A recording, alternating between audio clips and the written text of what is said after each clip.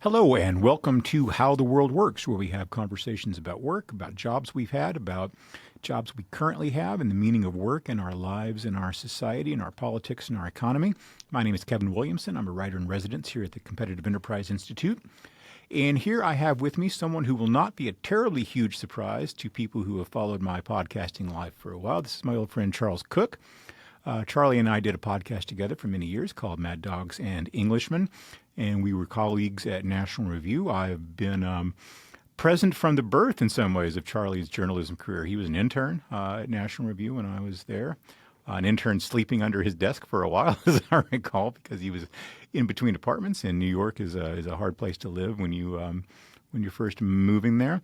But Charlie, in addition to the many things you know him for, being an editor and writer at National Review and general commentator and author of the Conservatarian Manifesto and many other things that you might want to read, is a guy who's had a lot of interesting jobs and has a pretty interesting background. So I thought I'd have him on to come talk about some of those things. And, Charlie, you and I we represent really different sides of one of the great dividing lines in American life. I mean, you and I agree about a lot of things, but there's also one very important, maybe unbridgeable difference between us, which is I am a former Burger King employee, and you are a former McDonald's employee. That's right. You worked at McDonald's in the UK, is that right? That's correct. Tell me about working at McDonald's. Well, I left school twice before I was supposed to. This is high school? Once when I was 13 and once when I was 15.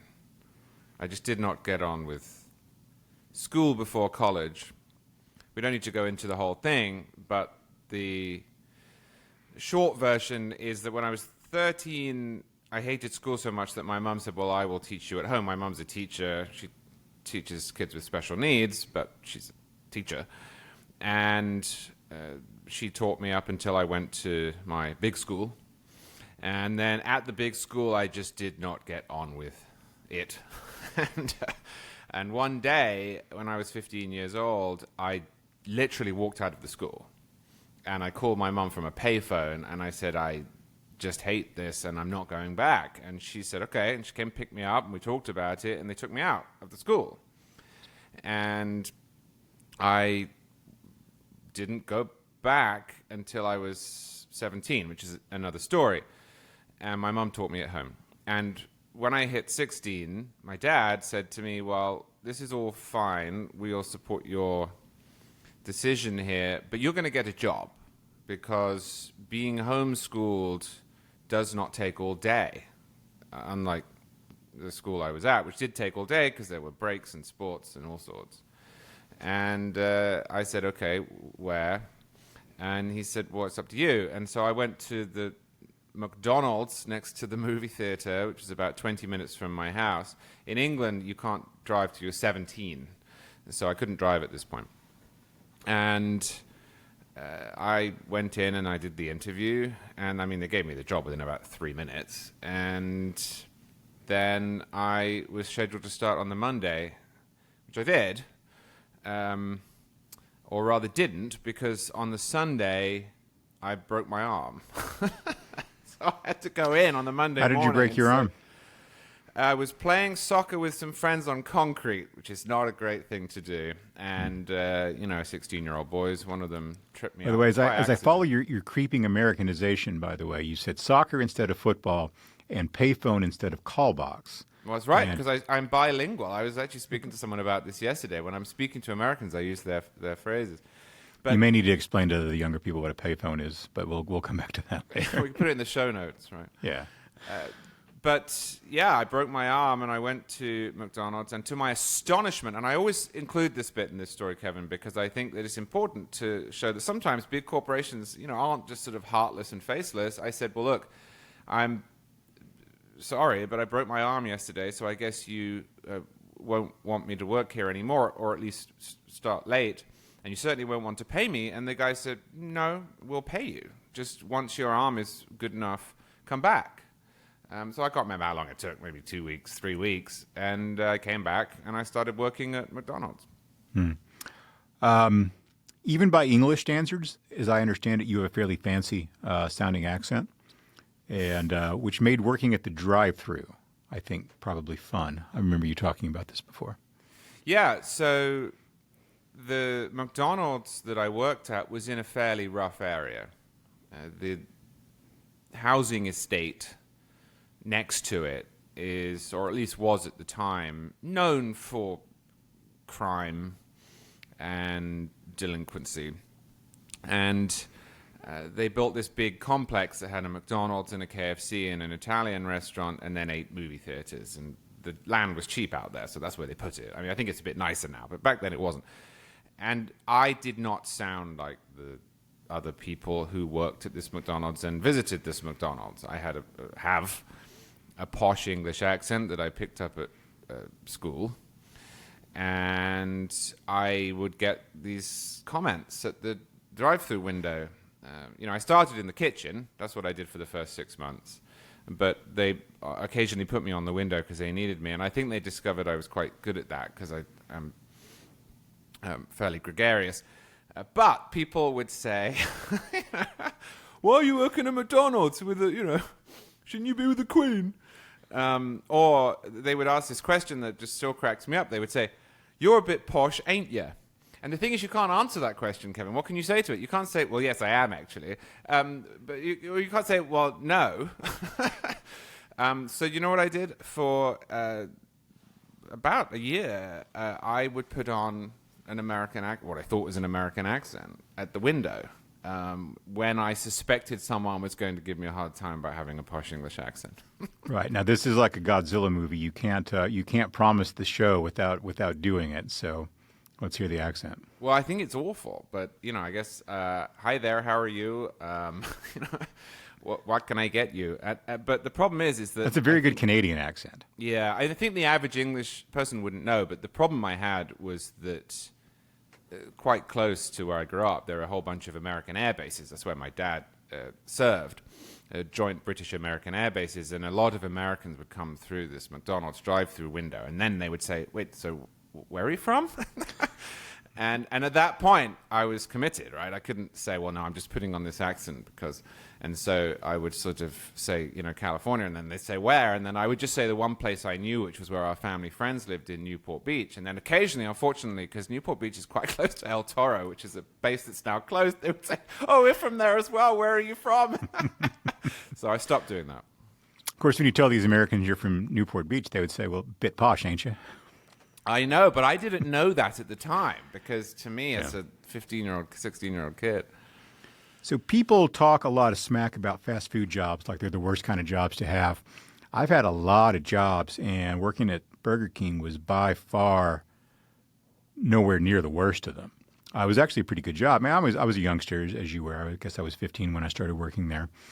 And the actual restaurant work was okay, and I kind of liked the people I worked with. And we were across the street from this gigantic cowboy bar in Lubbock, Texas, and like one of these places where it takes up a whole city block, and there's like 900 people literally on the dance floor, sort of thing.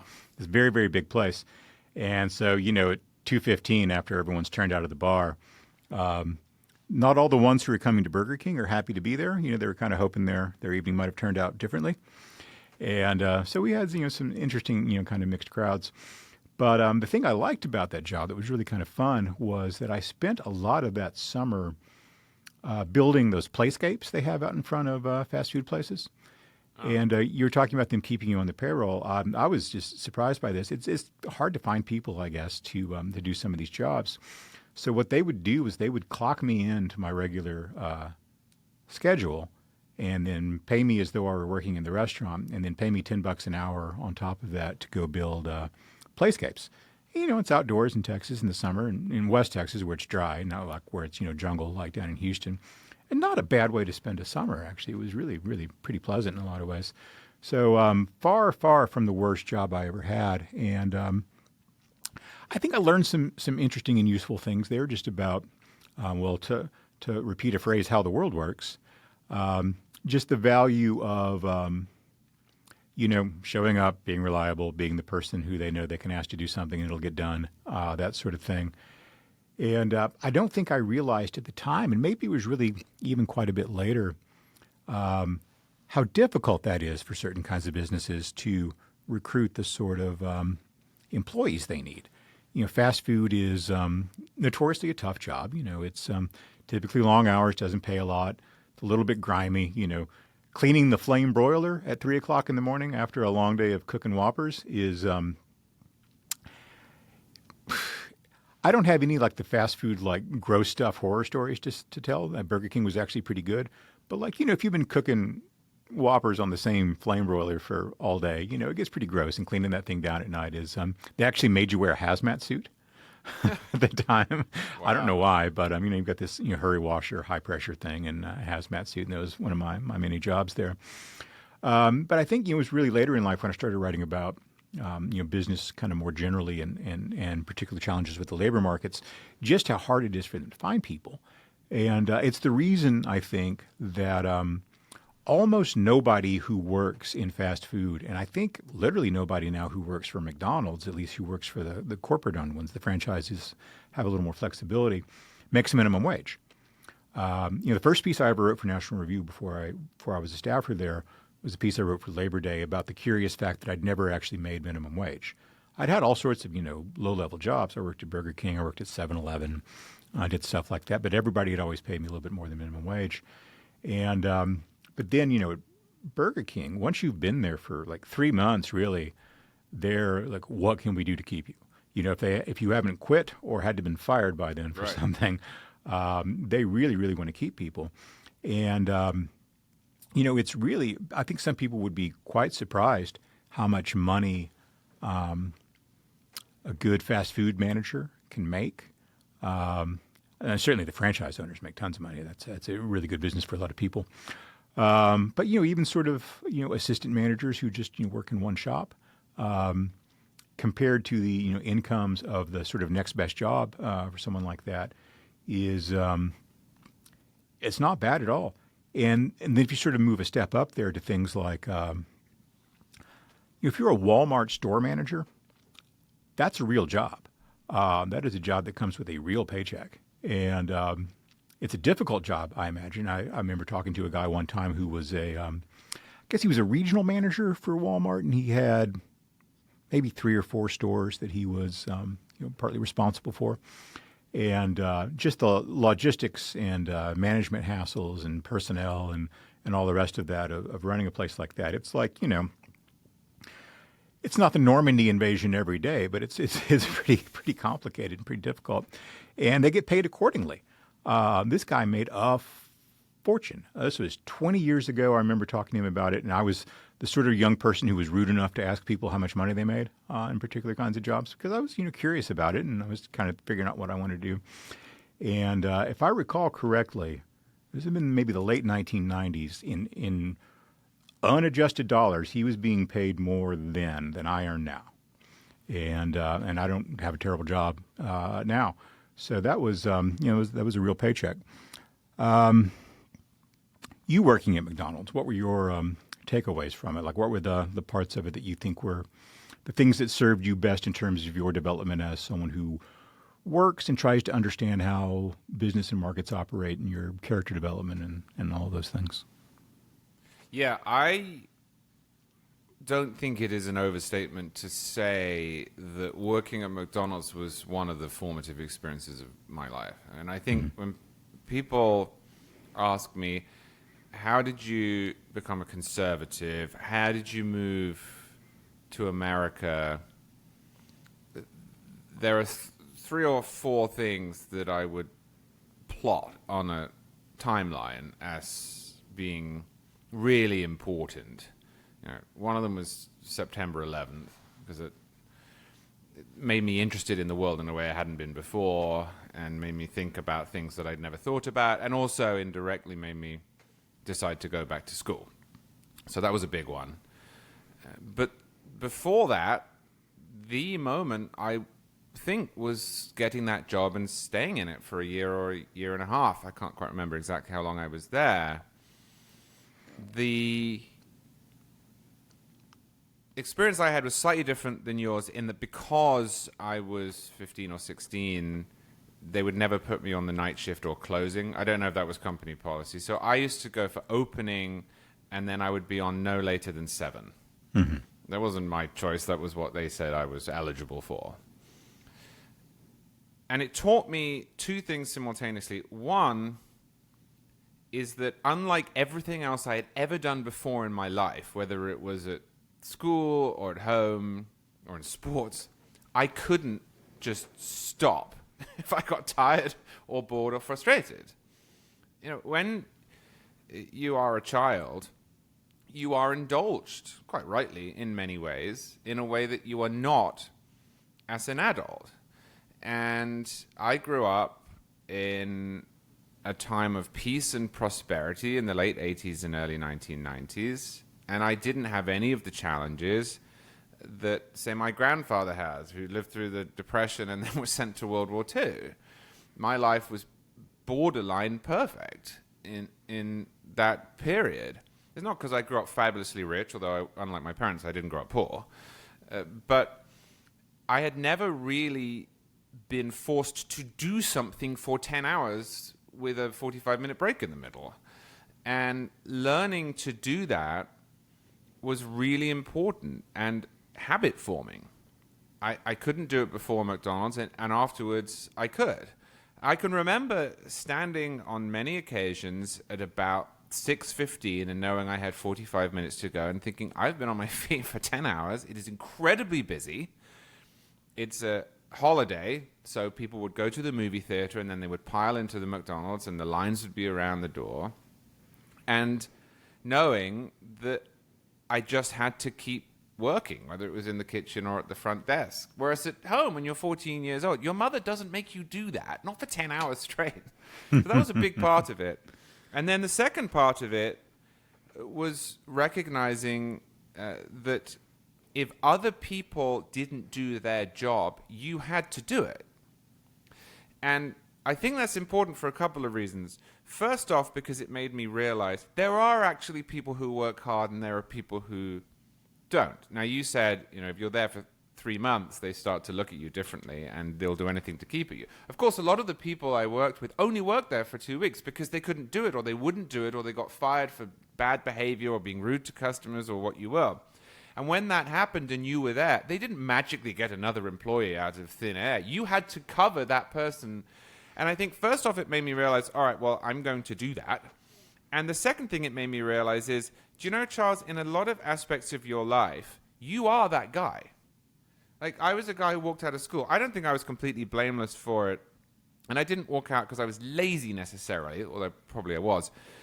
But I started to see those people who came in and then got fired after a week and think, am I him in a different way? And then realize I don't want to be him. And so, you know, much as, and this is a very pretentious analogy, but much as people who go into space look back at the Earth and they start to see it differently, suddenly I saw myself on the other side of the coin. And I think that made an enormous difference to me. And then the last thing, of course, is just for the first time in my life, I actually had some money. And you're right, they don't pay badly. I was making way above minimum wage.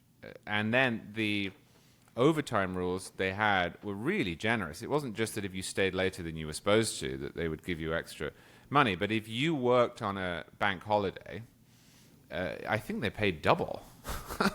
Maybe some even triple. If it was a really big bank holiday like Easter or Christmas, I think they might have paid triple. So that was amazing because then, you know, my sister was at school and she didn't have any money, but I did.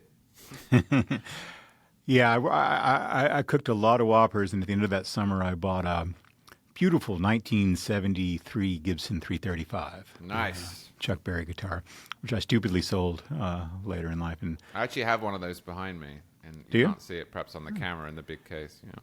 yeah, now it's worth probably 50 times what I paid for it. Less than $1,000, I remember I paid for it back then. Nice. They weren't that fashionable. They certainly are now. You've had an interesting career in another sense, in that, and to do what we do, you typically need to have a couple of different kinds of jobs, right? Like, you work for a magazine, you maybe have a television contract, you maybe write books, maybe you do, some freelance work. And, but you've had both salaried positions as an employee of organizations like National Review, but you've also been an entrepreneur where you've started businesses of your own, not all of which are, I guess none of which are really directly sort of, oriented toward what you do in your political writing. And but before you talk about that, one of the interesting entrepreneurial aspects of your work history is that when you were a young man, you were a touring rock musician. Yes. Which is a very funny kind of entrepreneurship, but it's also a very, I think, blood and guts education in the realities of making a living for people, where it's just such it's a low margin business, being a touring musician who is not named Bob Dylan or Taylor Swift or something like that. And you're sleeping in cars, you're sleeping on floors, you are negotiating a new price for your services every night, sometimes twice in the same day, sometimes more than that. Tell me a little bit about the business of being a minor rock star. Well, this was an interesting time because we did a bunch of different things that have different rules, and I'll try and describe some of them. But also, we had an arc where when we started, we made zero money and no one cared about us. And then there was a period at which it really did look as if we were going to get signed. And everyone said, you guys are about to get signed. And we had all these record companies interested. And then that didn't happen. And then it tapered off. So I saw the bad side of it twice and the good side of it not quite. We started the band at Oxford, and it's quite useful to start a band at a university because you have a built-in audience, because you have your friends and their friends who will come to shows. You have various institutions, whether they be the university itself or the bars and venues that leech off of it, ready to book you.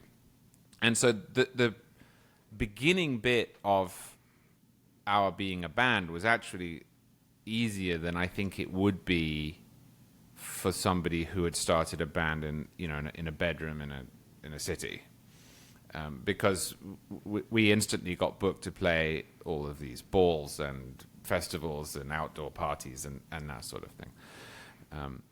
But you don't really get paid for that. I mean, that's the trade-off, right?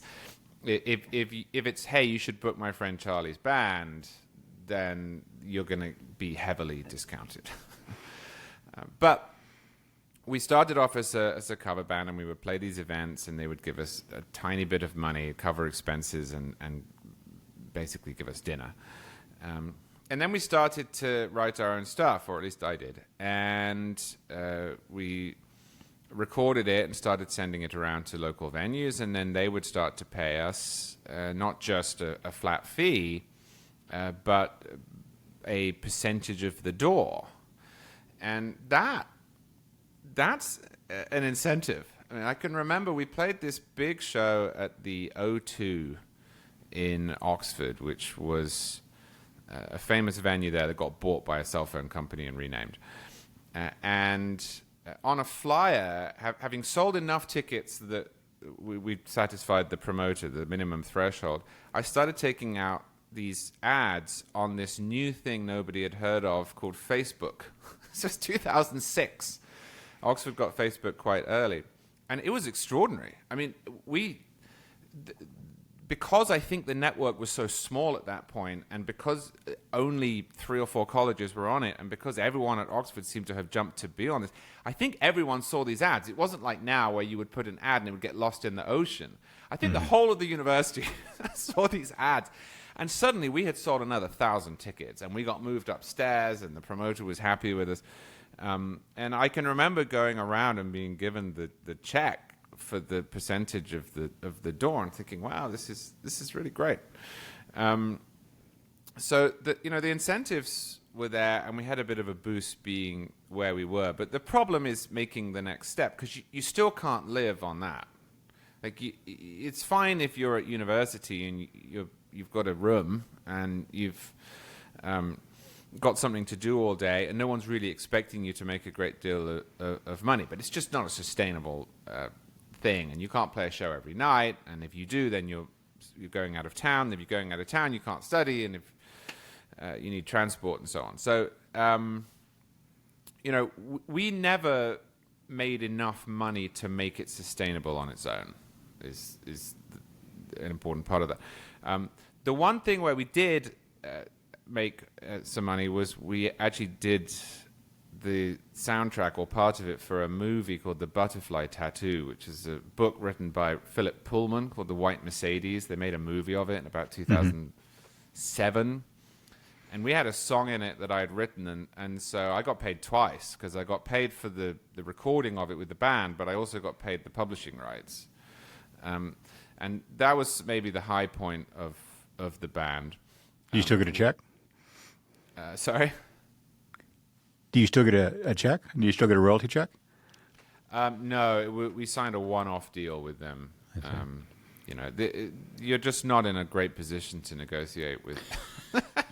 But I was just thinking one of the funny and sometimes depressing things about being a writer is, you'll write a book and it'll do fine, but it's not going to be one for the ages. But royalty agreements go for a long time, and so every 6 months you get that $32.50 check from your publisher, which is enough to go to lunch with your wife and have a hamburger, I suppose. So that's all right. But the thing we missed out on, Kevin, and I just now sometimes think back, and I wish, especially given I'm fairly tech savvy, I wish I'd had the tools that we now have at our disposal, because we made a couple of records, and I remember going into the local record shops in Oxford and saying, how many of these CDs do you want? And of course, they will take them, but they don't give you money for them up front. They just keep a record of how many have sold, and then they will give you the money. And so those sold out. And we did all of the old tricks, right, where you go in and they say, we'll put 20 on the shelves. And then you've told your friends who've agreed to buy the record that they're there. And so they go to each shop, and then the people who are already going to buy one there. And then they call you and say, actually, they've all sold out. Do you have any more?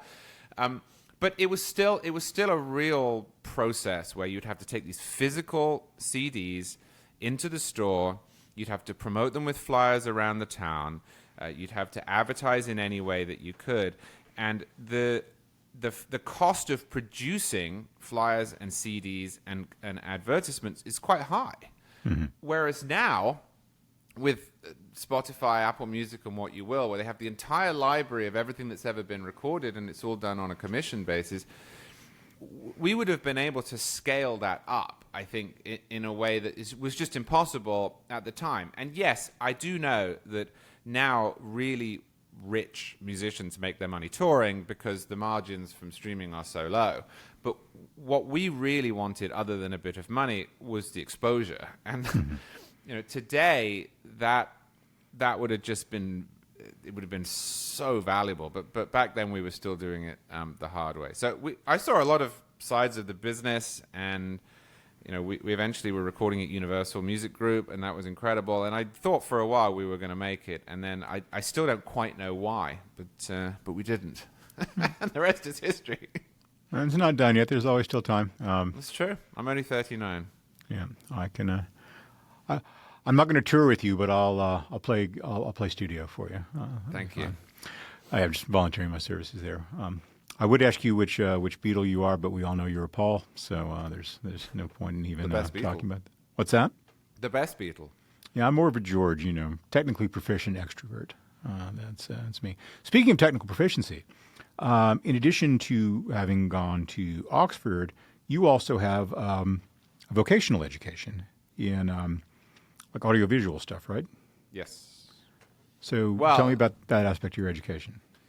Yeah, so I've always been interested in music and recording, and right from when I was 3 or 4, I worked out how to record myself, even if it was just talking. In fact, my dad had very painstakingly recorded all of his vinyl records, of which he has an enormous collection that I now have, onto cassette tapes. He must have had 200 of them. And the tapes, that is.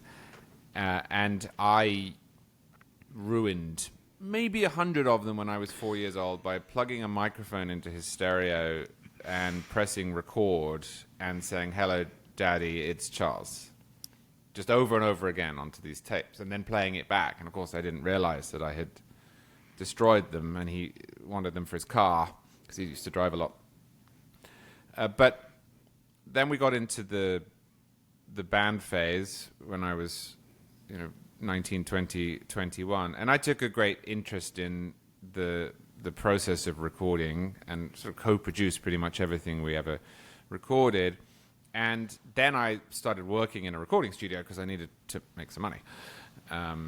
So I got a really good education at a big studio in Oxford in recording pianos, guitars, vocals, in using DAWs, in using all manner of vintage rack equipment. And I absolutely loved that. And I think if we had made it as a band, I would have been as interested in that side of it as in playing live. So maybe, Kevin, when you come and do your studio work for us, then you'll see this in action. I just have a great love of recording.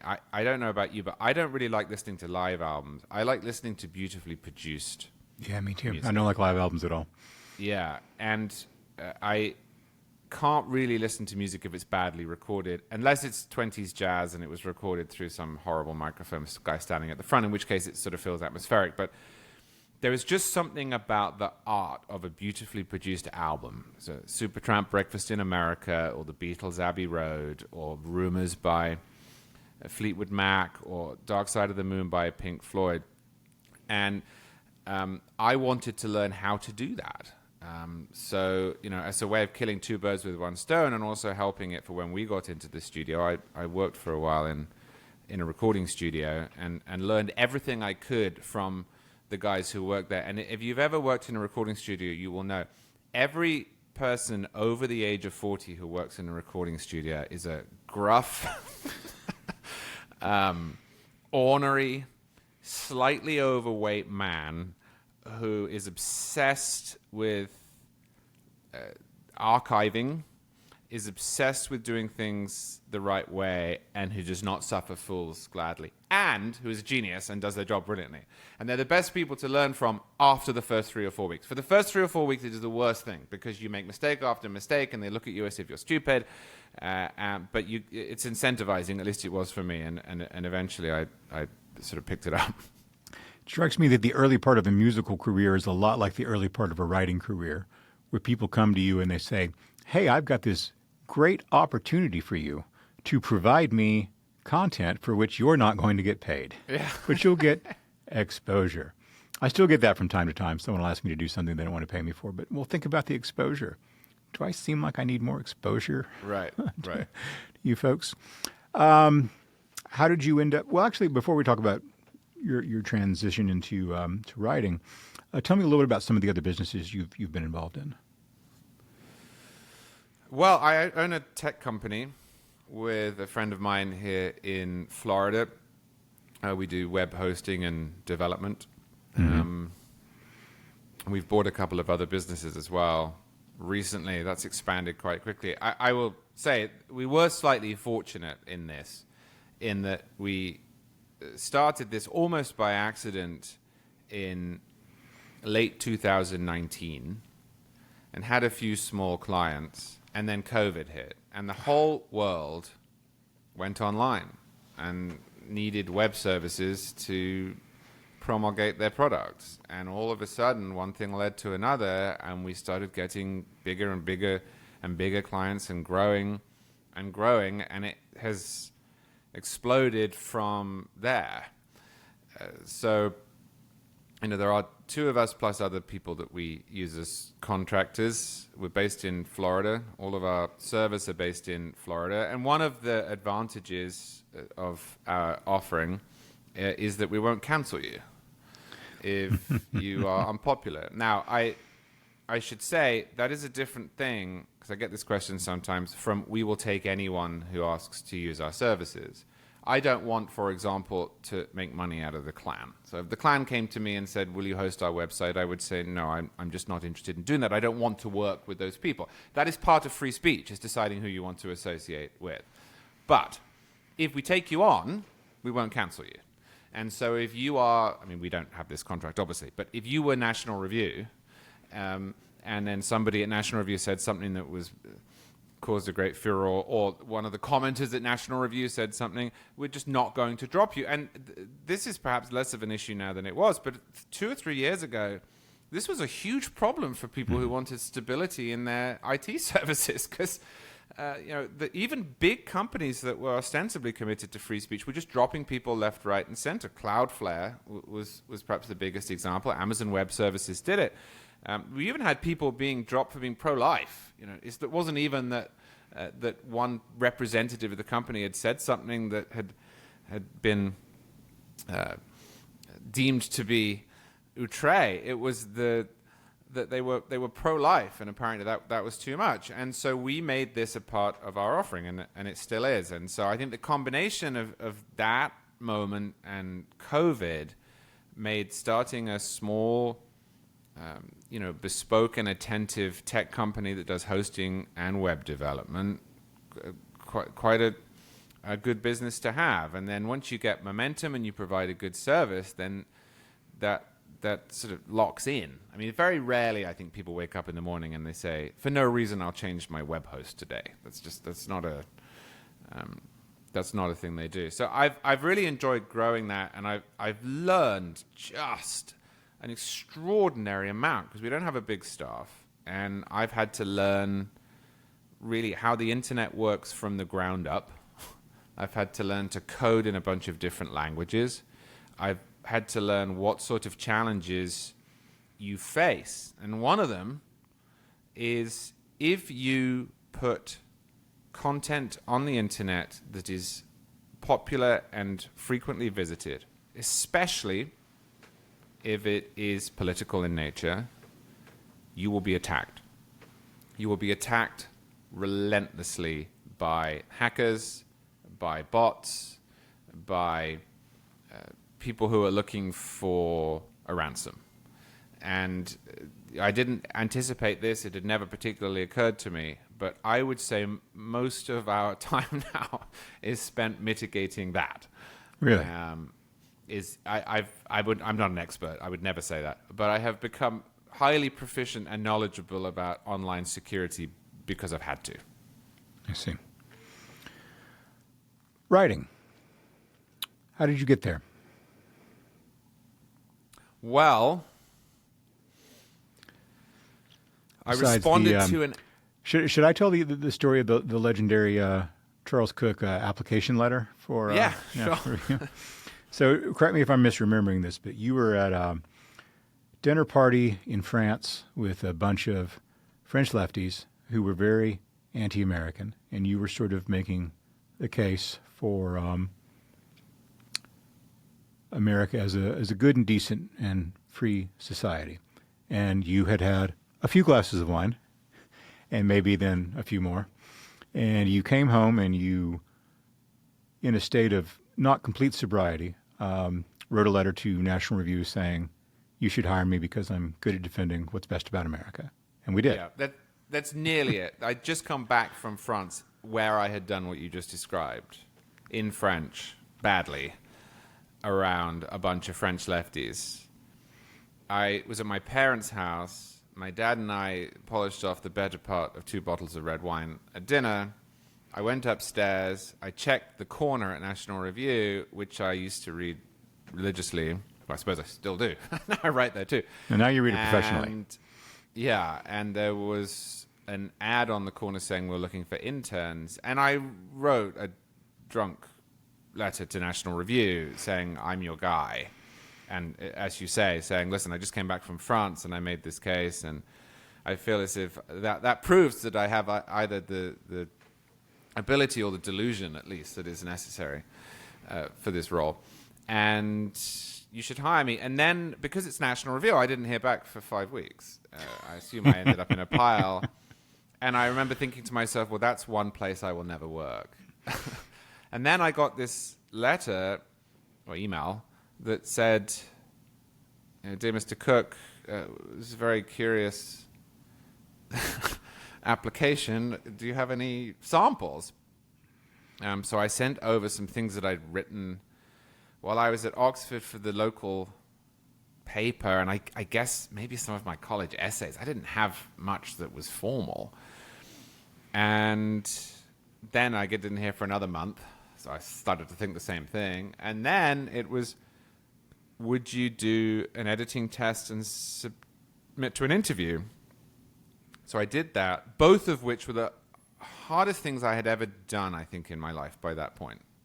The editing test was hard over there, as I recall, yeah. Really hard, but the interview was challenging. I mean, it just kept going and going, and I was pushed and pushed and pushed, and I finished it, and I needed to lie down. It was, it was intense. And then another 3 weeks go past, and I get this email, a very blunt email that just says, "Dear Charles," at that point, "we'd be honored if you would come and be our summer intern. Do you accept ? So I immediately wrote back and said yes. Then I had to work out a whole bunch of visa stuff, which is another story. Yeah. And I came over, and then, as you'll remember, I was, again, fortunate in that Occupy Wall Street started up, I think, 2 or 3 days after I arrived. And Rich, well, it wasn't Rich because he was away at that point, his honeymoon. Somebody said to me, maybe Dan Foster, why don't you go down and cover it? So I went down, I wrote what I'd seen, and I ended up covering that for 3 months. And within 2 weeks, I was a semi-regular guest on CNN telling them what I'd seen down there. Mm-hmm. It was surreal. It was just absolutely surreal. Yeah.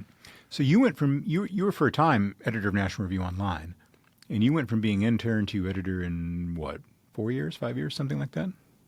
4 years, yeah. Yeah, some relatively short period of time. That's not quite Andrew Sullivan's record of going directly, I think, from intern to editor-in-chief of the New Republic way back when. I think he did, actually, if I'm recalling that story correctly. I'm sure if I'm misremembering, someone will. I think that's right. Yeah. I mean, he was like walking around with a backpack, and shorts and stuff. He was a kid, although a very smart and gifted one. You like what you do? Yeah. I find it cathartic. I write because if I don't, I'm annoyed. The balance between catharsis and irritation in the Trump years has not been quite what I would hope for. And I can remember, I always tell people this, I can remember when I became the editor of NRO in 2015, my parents coming to visit us. I just got married. We lived in Connecticut. And we took them out for dinner, and I paid for dinner. And it was one of those moments, where I was paying for dinner for my parents at this nice restaurant. And I'd never done that before because when I left England, I had negative money. They'd come over to visit me, but I lived in New York as an intern and then as a new employee on $35,000 a year. Yeah. And there's just no way I could take my parents out for a nice dinner for years. But I became editor, I got a raise, and I took them out for dinner, and it was one of those great moments. And I remember, this is burned into my mind. My dad said to me, "What are you most excited about in this new job?" And I said, "Well, it's an election year next year. Barack Obama is term limited. I think the Republicans have a fairly good shot of taking the White House and maybe all three branches. And if they do, there's going to be this great explosion of policy ideas that we're all going to be debating. And I'm just really looking forward to being the editor of National Review Online at that point, where we're arguing about spending and taxes and foreign policy and so forth." And 1 week later, Donald Trump came down that escalator and just blew the whole thing to hell. And all we have talked about, directly or indirectly, since that point is him. Yeah. So it's a bit different than I thought it would be, but I like writing for a couple of reasons. First off, as I say, I find it cathartic. And if I have an argument that I want to make, then I need to get it out. It's a bit like being hungry. Until you've eaten, you're aware that you're hungry. I also just like words, and I read a lot, and I read a lot growing up. And if you like words, you end up liking creating and assembling words. And much as if you like music, you end up liking playing music. It's something you watch and think, I want to do that. And I don't have that in every walk of life. For example, I absolutely love football, but I don't watch the Jacksonville Jaguars and think, wow, I wish I were on the field. I mean, I would die within 2 minutes. But I do read newspaper articles or magazine articles or books and think, well, I wish I had written that. And I think the only way you can sate that is to do it. Yeah. You are one of the most American foreigners I know. You live in a small town in the South. You like football. You like domestic beer. It must be interesting for you to maintain simultaneously these perspectives, where I know from your academic background that you are pretty dipped into the American founding, particularly the Second Amendment, which you wrote your thesis on the Second Amendment, right? Yeah. And you live this kind of very classic kind of suburban American life in your tricked out golf cart and your Jaguars fandom and all that. But you're still also a guy who grew up in the UK, who spent a lot of time in Europe, speaks French, went to Oxford, has that kind of education and background. And although from very middle class background, you alluded to earlier not growing up in a wealthy family. Your father was a military officer and your mother was a teacher, right? So a very middle class, not even like sort of not even rich adjacent. It was a very solidly middle class kind of background. And so you've got kind of more than one perspective at a time, which most people do, I suppose, but yours are really quite different, as I suppose is true for many immigrants and multilingual people, especially. If you grow up speaking Danish or Icelandic, Jonah Goldberg's very interested in was it the Willard Trivers hypothesis about how your language affects the way you see the world and categorize things, but also just that kind of background. You're always simultaneously inside and outside, right? So, although I guess many of your English experiences were sort of American experiences by proxy, like working at McDonald's and being in a rock band, which is the most American thing, of course, a person can do, irrespective of where they are or where they come from.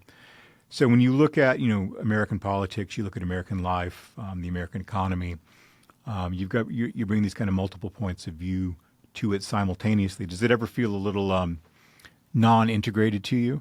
Or where you're looking at things, it's like you're looking at a video feed where there's 10 different camera angles at the same time? Or does it all sort of fit together for you? I should just say for the record, my dad was in the Air Force, but he then started his own business. So maybe that's relevant to this, because I watched him as a kid grow this business, which is still just him. I mean, he has no employees. But so by the time that I was a kid, he wasn't in the Air Force anymore. The answer to that question, Kevin, is something I think about quite a lot, because I think it is totally chaotic. I sometimes forget that I wasn't born in America. And then other times I feel very much as if I'm an immigrant. And then occasionally I would forget that I were an American at all.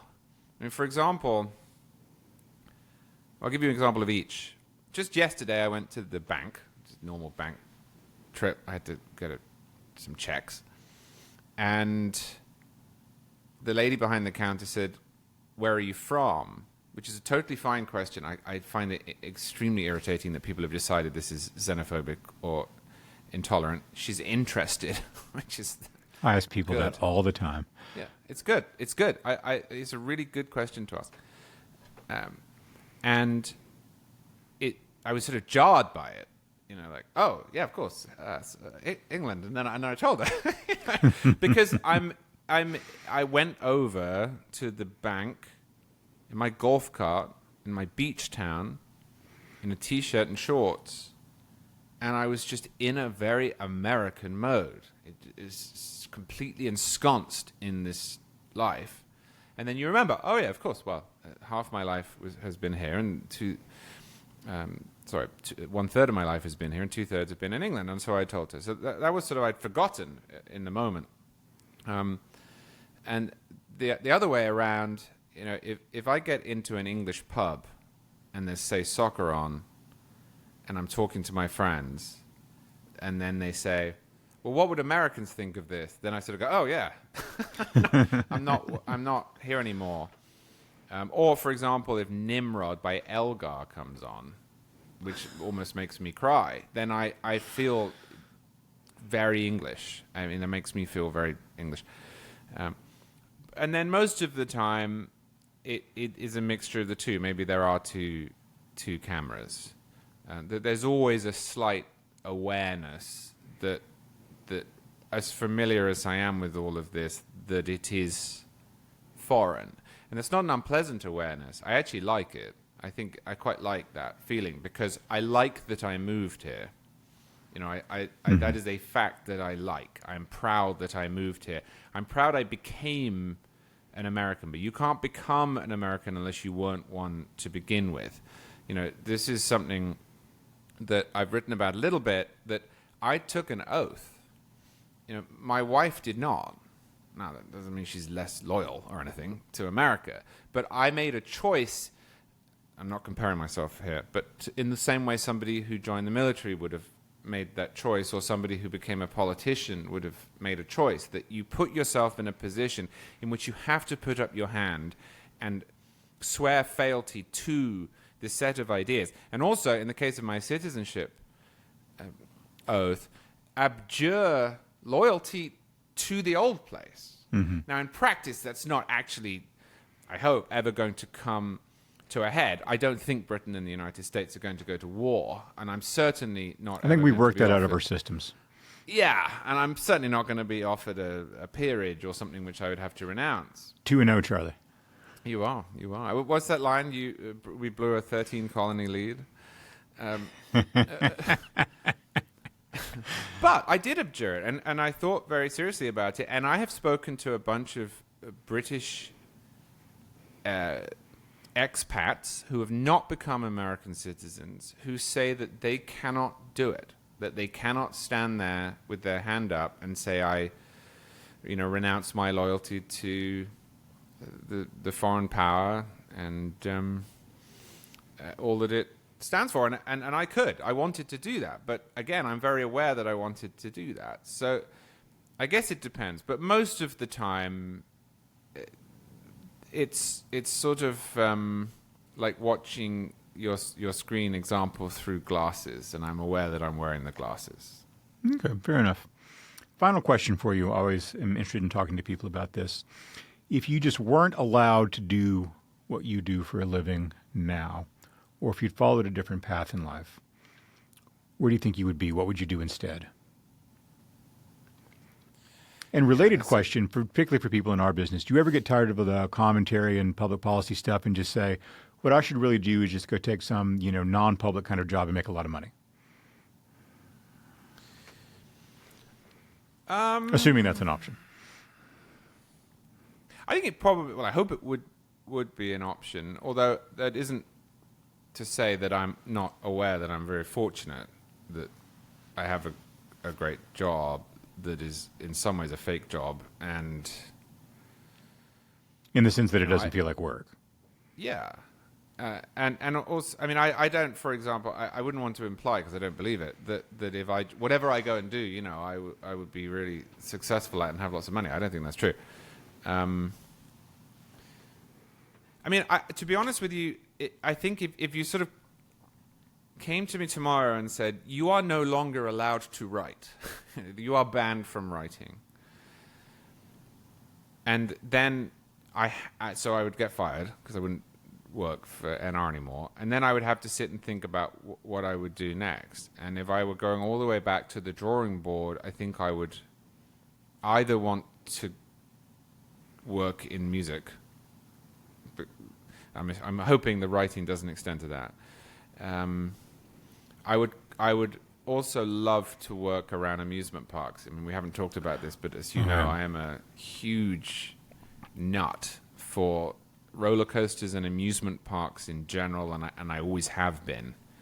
And I sometimes fantasize about being approached by Disney World, and they say, Bob Iger's not doing a good job. Why don't you come and be? Because I have all these criticisms of that industry. Because You are a scholar of roller coasters. I think about it a lot. So I guess I would enjoy that, and that would probably be a private job, right? It'd probably be pretty well paid.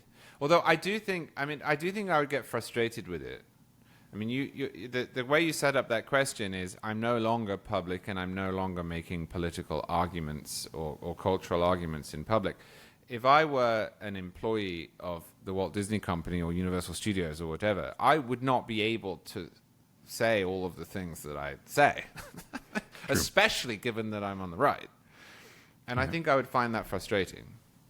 Yeah. Well, Charlie, I've enjoyed the conversation, as I always do. We have done this many, many times on many, many subjects in several different forums over the years, and it's always a pleasure to see you and to talk to you. No, I loved it. Thank you.